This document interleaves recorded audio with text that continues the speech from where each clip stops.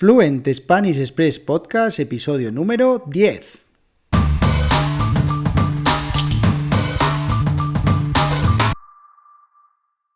Bienvenidos, bienvenidas, esto es Fluent Spanish Express Podcast, el podcast oficial de www.fluentspanish.express, tu academia online de español con contenidos para aprender y mejorar tu fluidez hablando español.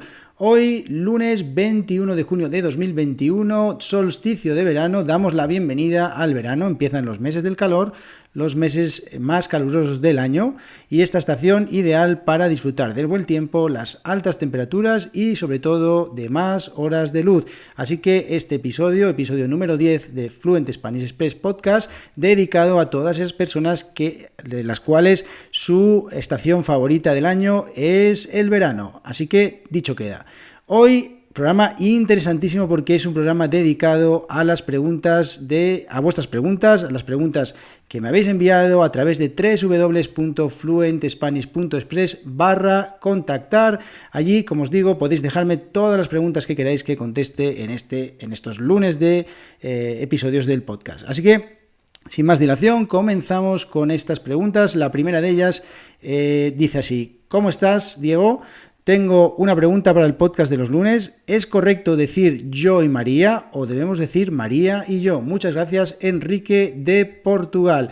Bueno, pues tenemos un dicho que dice que el burro delante para que no se espante. Es una expresión que se utiliza cuando alguien en una enumeración se nombra a sí mismo en primer lugar, gesto que se ve como un poco descortés o de poca educación. Sin embargo, más allá de todas estas cuestiones de educación o de cortesía, no es incorrecto, ni lo ha sido nunca, aunque las normas de urbanidad aconsejen mencionar primero al otro, pero hay casos en los que se debe utilizar el yo delante.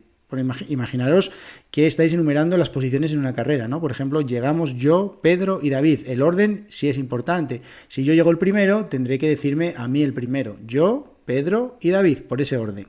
Con los pronombres del plural ocurre algo muy curioso, y es que nosotros y ellos suena mucho más natural que si dijéramos ellos y nosotros. Porque a priori podríamos pensar que mejor decir antes a las otras personas que a nosotros mismos, pero en este caso, normalmente yo siempre escucho nosotros y ellos. Otro caso curioso es cuando hablamos de cosas o entes no animados, que en ese caso la cortesía desaparece totalmente y puedes encontrar frases como, por ejemplo, yo y mis libros, sin que nos suene nada raro. Así que, decía José Ortega y Gasset, un famoso filósofo y ensayista del siglo XIX, yo soy yo y mi circunstancia. Así que espero, Enrique, que esta respuesta te sirva y que te quede un poco más claro que, decir yo y María no es incorrecto, pero es un poco descortés. Así que ahí queda esa respuesta. Y vamos con la segunda pregunta. Buenos días, Diego. Leyendo diferentes páginas de internet me he encontrado con una palabra a veces escrita junta y otras separada. Es la palabra a gusto.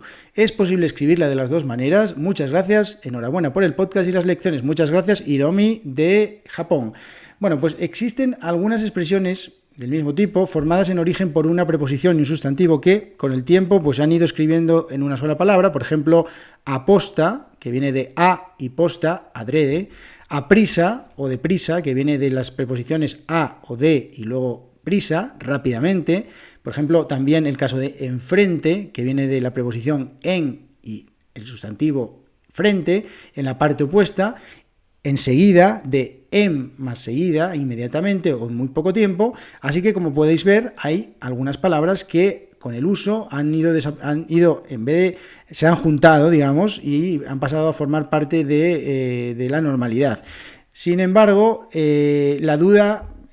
lo que quiero decir es que con esto la duda es totalmente normal, que pensemos si a gusto puede escribirse junto o separado. Sin embargo, la diferencia de a gusto con estas palabras de las que estaba hablando ahora mismo es que esta expresión adverbial tiene dos particularidades. La primera es que si los escribiéramos juntos se rompería la simetría que tiene con la expresión antónima o con la opuesta, que es a disgusto. Si juntáramos a gusto, no podemos decir a disgusto, lo que significa incómodamente o de mala gana. Y en segundo lugar, a gusto también significa según el gusto o el deseo de alguien, y a veces admite posesivos entre la preposición y el sustantivo. Entonces, por ejemplo, tendrás que hacerlo al gusto de todos. No te preocupes, lo haré a tu gusto, ¿vale? Esas expresiones, si las juntamos, si juntamos a gusto, no podríamos insertar esos posesivos, con lo cual perdería el significado, esa acepción que tiene también la palabra, la expresión a gusto. Así que por estas razones, y respondiendo a tu pregunta, a gusto como palabra única no funciona y debemos escribirla en 2 palabras. Espero que te sea de ayuda y que, bueno, pues que tengas en cuenta esto para las próximas veces que leas esta palabra mal escrita junta en internet. Así que, bueno, espero que te sea de ayuda y a todos vosotros. Y vamos con la tercera pregunta. La tercera pregunta dice: hola Diego, muchas gracias por tu podcast y las lecciones, muchas gracias.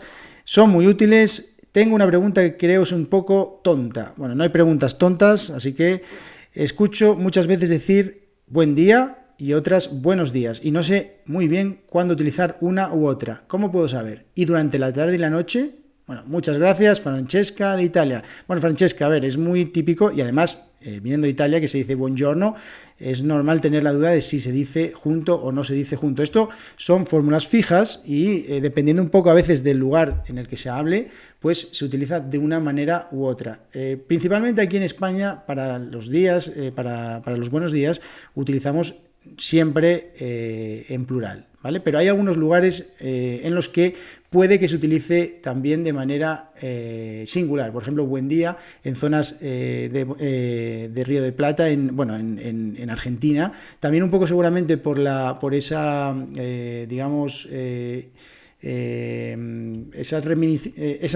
esa influencia de los italianos, con lo cual en algunos lugares de Argentina se puede utilizar buen día.